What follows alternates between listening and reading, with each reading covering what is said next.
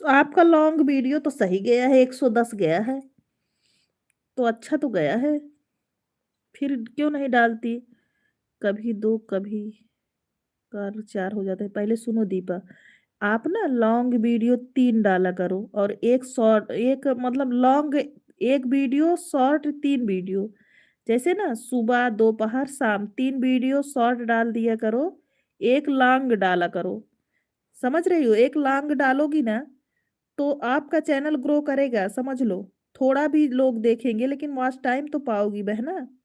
बबीता पांडे, बबीता पांडे जी, हमारे live stream में स्वागत है आपका। लाइव को लाइक करने के लिए थैंक यू। सीताराम सीताराम, हर हर महादेव। ठीक है दीदी। हाँ, जैसे ना 3 शॉर्ट वीडियो डाला करो, एक सुबह डाल दिया करो 8 बजे, एक आप 1:30 डाल दिया करो, एक 3 बजे डाल दिया करो। 3 वीडियो शॉर्ट हो गई। और लॉन्ग जानती हो, 10:30 11 बजे तक आप एक लॉन्ग वीडियो अपलोड कर दिया करो, ताकि दिन भर जितने लोग हैं